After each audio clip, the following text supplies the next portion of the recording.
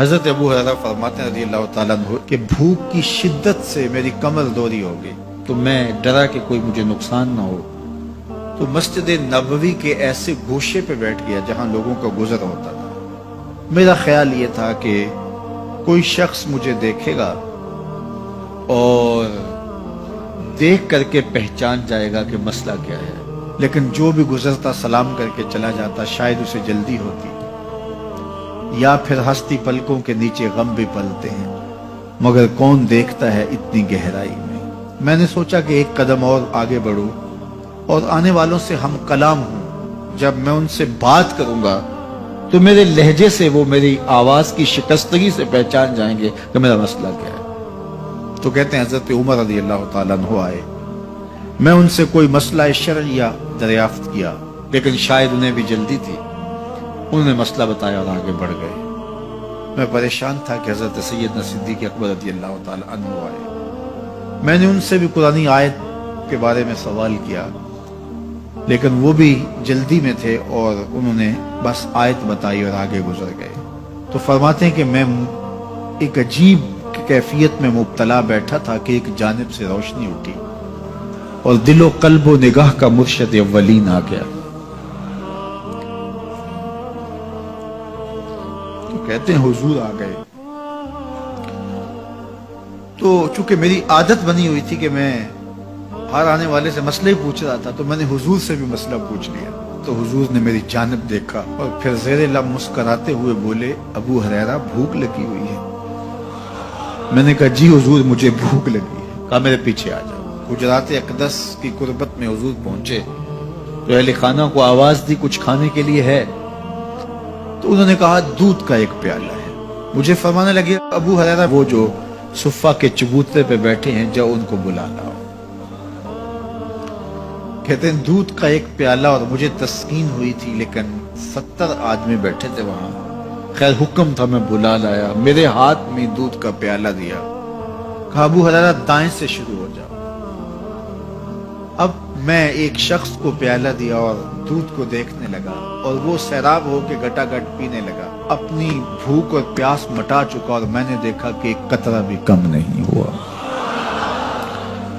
میرے اندر جو پہلے وسواس اٹھ رہے تھے اور مجھے جو احساس ہو رہا تھا وہ مٹ گیا۔ پھر میں نے دوسرے کو پیش کیا، اس نے بھی سیراب ہو کے پیا، لیکن دودھ ایک قطرہ بھی کم نہیں ہوا۔ پھر میں نے تیسرے کو دیا، چوتھے کو دیا، 70 آدمی دودھ پی گئے، لیکن دودھ میں سے ایک قطرہ بھی کم نہیں ہوا۔ لگتا تھا رب نے اس دودھ کا تعلق حوض کوثر سے جوڑ دیا۔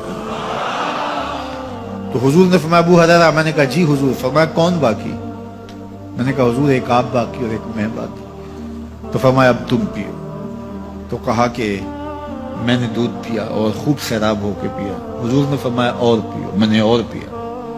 پھر فرمایا اور پیو۔ میں نے کہا مجھے قسم ہے اس ذات کی جس نے آپ کو حق کے ساتھ مبعوث کیا ہے، میرے میں ایک قطرے کی گنجائش بھی نہیں ہے۔ حضور نے میرے ہاتھ سے دودھ لیا اور خود نوش جان کرتے ہوئے فرمایا ساقی القوم آخرہم شربا، قوم کا جو ساقی ہوتا ہے وہ آخر میں پیتا ہے۔ تو دودھ کا ایک پیالہ 72 لوگوں کے لیے کافی ہو گیا۔ یہ صحیح حدیث کے اندر حضور کا معجزہ موجود ہے، آپ نے بارہا علماء سے سنا۔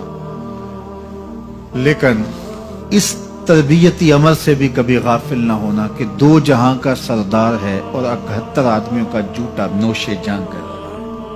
آج جب دولت پھیل رہی ہے، لوگوں کے پاس وسائل زیادہ ہوتے چلے جا رہے ہیں، تو ان کو ایک دوسرے سے گھن آنا شروع ہوتی ہے، برتن الگ ہوتے چلے جاتے ہیں۔